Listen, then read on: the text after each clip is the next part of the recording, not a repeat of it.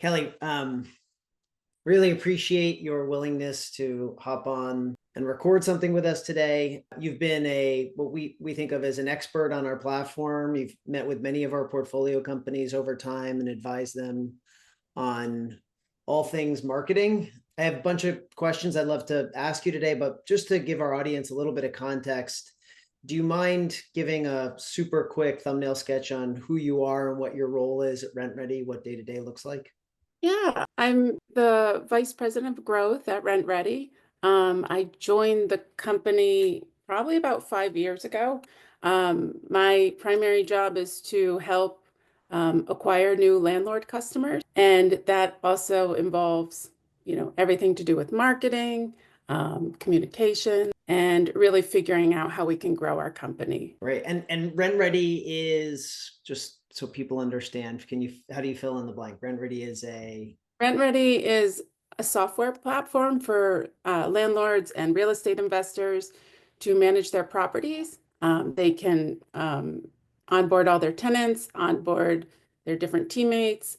It's an all-inclusive platform where they can collect rent, screen tenants. We provide custom applications, accounting services, and a whole other suite of tools that help people manage their business and scale their properties. Got it. So you've been one of the secret weapons at RentRedi, and I know you're very humble and you wouldn't admit that, but you have been. RentRedi is this interesting business where there's lots of landlords. Some might look at landlords and say, "Oh, those look like consumers to me," and yet, when we talk to landlords prior to investing in RentRedi, it became pretty clear to us that they thought like business people. This was their business, and so we often call this market like a B to small b. It's not quite B2B. They're not true business buyers, but they're making business decisions. And at the same time, it looks like a consumer. So the market's much bigger. There's millions of them across the country and the world. Can you tell us a bit about why, what it's been like to crack the code or try to crack the code on reaching, just getting in front of landlords, and maybe a piece of your background prior to RentRedi would be helpful in the context as you explain this. Yeah, the landlord market is an interesting market. Some of them call themselves landlords, some of them call themselves investors. Some are, have inherited properties, some are working, to have a different life in retirement, and some this is their full-time experience. Some are realtors, some manage properties and also own businesses. There's a very wide array of, what this audience looks like. My background prior to RentRedi was focusing on advertising for D2C brands and very performance focused. And when I came to RentRedi, it's B2B SaaS. And as you say, it's B to very small b, which falls into its own category of unknown. And we sort of have to figure things out the hard way. In the early days, I remember I was always concerned about how much budget to allocate on brand spend versus performance spend, and what does an annual media plan look like. No one in my network would ever be able to answer this for me. No one's really seemed to know. And I realize now it's not necessarily about how much you spend, or, it's more about finding, your audience and really building out that brand. Because the real key to defining your brand and capturing the right audience is to understand your customer. From the D2C side, a general rule was to always try the products before you market it. It's very easy to sign up for a subscription box, take a meal kit home, cook it, Mhm. decide if it tastes good, if you're a good cook, if it was easy, and then turn around, create videos, take pictures, create a lot of great content. Run a performance campaign, run some tests, and there you go. You know what's working and what's not. B2B SaaS is a little different. Testing a product that is B2B SaaS is very different. Enterprise software isn't something that you can simply order, test out, experience in one day. That's why most of them have demos. There's usually a team of people who need to use it, and they have to work together to use that software. And because it's a business, there's, a lot of stress and hopeful involved in that. A lot of things have to happen. So hopefully, if your software is really strong, you take the stress away from running a business. Um, for RentRedi, it wasn't until I personally invested in a rental property and managed the property using RentRedi. So that's when I really understood where the benefits our software provided. This was the first time I was managing a property, and I really didn't know what I was doing. It was overwhelming, but I was like, okay, I'm going to do this. I'm going to use RentRedi, and you know, RentRedi had all the tech I needed, the tools, and all of a sudden, like, I was scared to send out tenant screening. And, you know, RentRedi has a tenant screening, feature where you can push a button, send a potential tenant a form. It goes to TransUnion. It comes back with real credit reports, criminal reports, eviction reports. And now all of a sudden, I look very professional. The tenant enters their information and it comes back to me, in a very nice report in my RentRedi dashboard. And the tenant, has no idea that this is the first time I'm doing this. And even though I was selling this for a year and promoting it, I had never been so excited to, look at this report and then all the cool information they were giving me. And it really helped me say, like, oh, this person would be a good renter. I feel comfortable putting them into this large investment and going into this endeavor with them of something that I haven't done before. Because again, now it goes back to it's a business. There's a lot riding on it, and it's very stressful. And same thing happened when I had to list the house on Zillow. I'm not a realtor. Yes, I've looked at Zillow, all the time. It's fun to like house shop and, to look and see what's out there in different markets. But I've never done it from the perspective of putting everything out there. And RentRedi has an integration. So I didn't have to go through Zillow. RentRedi did it all for me. Um, when it was time to collect rent, I just set it up in RentRedi. Um, it's much easier than worrying about a check coming. Are they really going to pay me? So because everything was automated, because all these tools were in RentRedi, I felt like I understood the feelings of the landlord because all of a sudden I'm buttoned up, I'm professional, I look like I know what I'm doing. And that's really when that understanding of how an investor feels when they're managing a property, now I can see the value that my company provides. And then I was able to translate all those feelings into our messaging. Yep. So that's really how, if you want to, that's how, that was like an aha moment for me.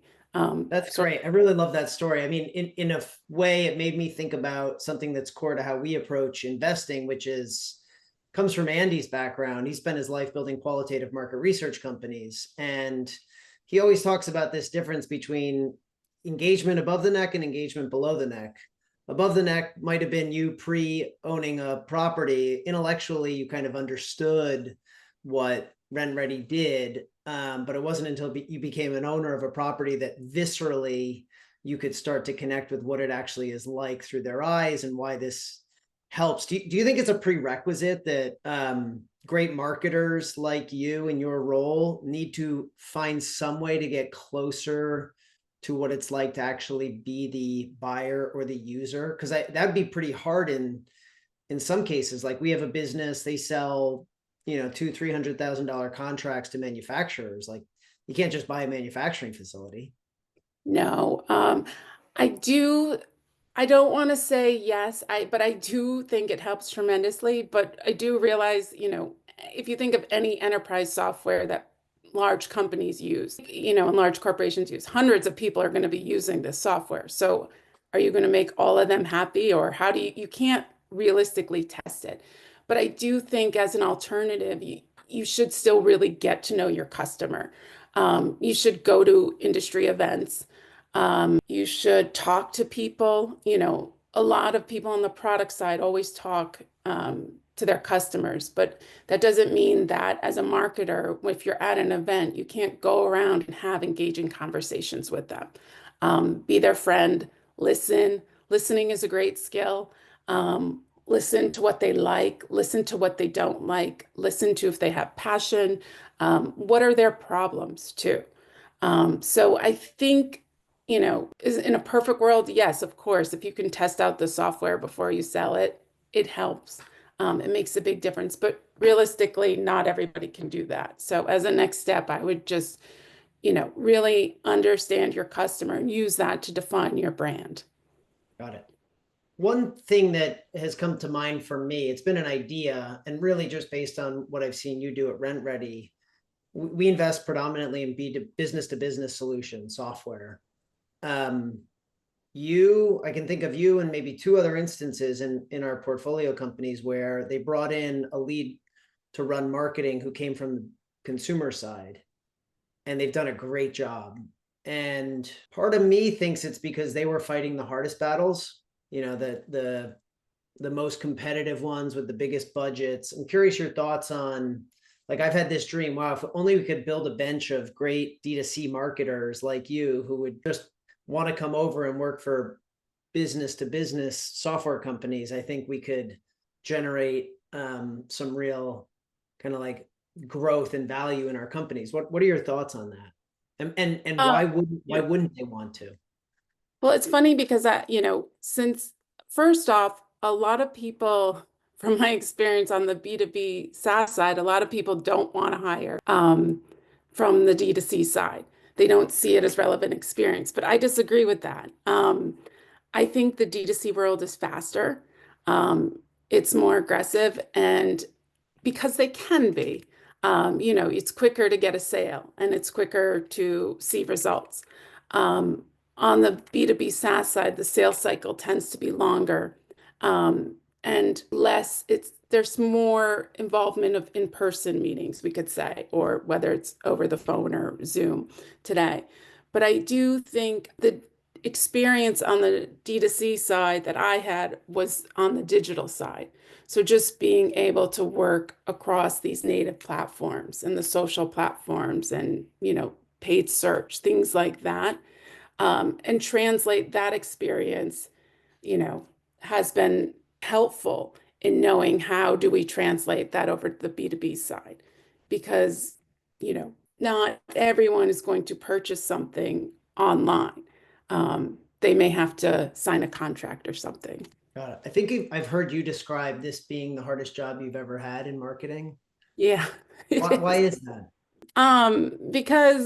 Because it was in the beginning, I really thought I knew what I was doing. And I thought it was going to be so easy because I came from the D2C side, and I thought I would simply set up some ad campaigns, run them, they would convert.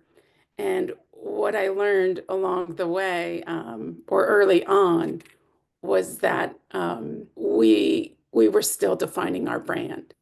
And I probably took that for granted on the D2C side. I didn't realize how important a branding team was.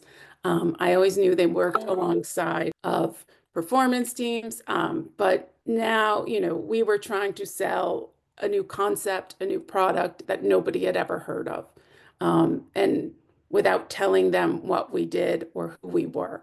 And so that was a big, learning curve in the early days. But we figured it out. We powered through and figured out where we went wrong, um, and kept trying, and kept growing the product. And, the technology has grown tremendously over 5 years. And it's really exciting. It's really exciting what we provide for our investors and our landlords, and our tenants too. They really, it's really cool. It's really affordable. It makes a lot of sense from a business perspective too. So now, of course, that we've spent all this time building our brand and our product, it's easier than it was 5 years ago. But I have one last question. sure. So we've been thinking a lot about people, just leaders and what it takes to try to build something great. And you said when you first started, it sounded like you kind of had, I think of people have these quotes above their heads, I got this. And then they get punched in the gut and it doesn't work the way they thought it would. And a lot of people can't handle that punch in the gut.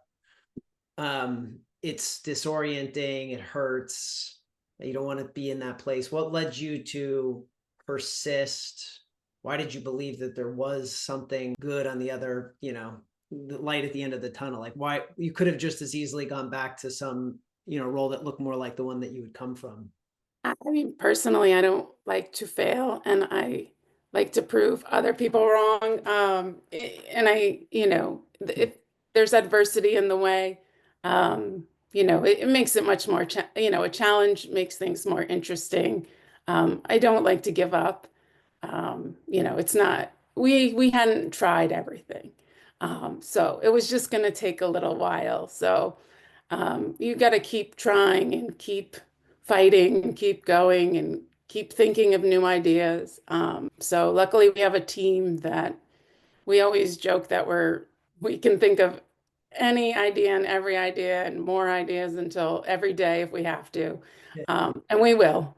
Um, and we still do. Sometimes, it does we've been doing this for a while now. And we're always happy when someone new joins our team and we're like, great, maybe they'll help with more ideas too. And they always do. But everyone's usually pretty excited and, very persistent. And doesn't mind a challenge. But and if I could just wrestle with you on this one point, like why did you believe there was something here at the time? Because you could have said, well, maybe I got it wrong, but even if I got it right, I'm not sure this works. I Or personally, yeah, I have to believe in the product before I take a job, or, a role in something. I would never go work for a company that I didn't think was interesting. This to me, I had rented apartments in New York City, and, when I was in my 20s, that was a nightmare. Every single person that I talk to, the they might not understand what RentRedi is, but when I say you can pay your rent on a smartphone, everybody smiles and says, "I wish I had that." Mhm. It's that simple. They wish they had that when they were in their 20s. They wish they had that now. How do I get my landlord to use that? Everybody wants that. And, it was a novel concept 5 years ago, but, or, 10 years ago, whatever. But I do have to believe in a company. And I'm really, I've always been very excited about the company and the things that they're building. And the tech does make, it really organizes a business for a landlord when that software wasn't out there before for the smaller, size landlord, not necessarily the huge, property managers. But I do think, the software is exciting and I think they're doing something interesting and if I believe in it, then it's easier for me to sell. That's great. I mean, your story about everybody has a relationship to renting is actually, I'm sure you know, the reason why RentRedi exists in the first place. Ryan has a great story about how he didn't get his coveted Chinatown apartment and ended up having to live on, I don't even know, like 125th Street, and the rug got pulled out from under him. And that was why he said there's got to be a better way and started building the app. Well, Kelly, really appreciate this. This has been fun, hopefully educational and helpful to some of the people that will listen to this as they think about cracking the code or trying to crack the code on the marketing challenges that are ahead of them. Thank you, Kelly.